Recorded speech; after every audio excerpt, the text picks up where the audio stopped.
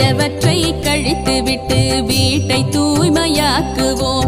நல்லெண்ணம் பொங்க அகமும் புறமும் தூய்மையாக்குவோம். வாழ்விற்கும் வெள்ளையடித்து போகி நெருப்பில் கொளுத்துவோம்.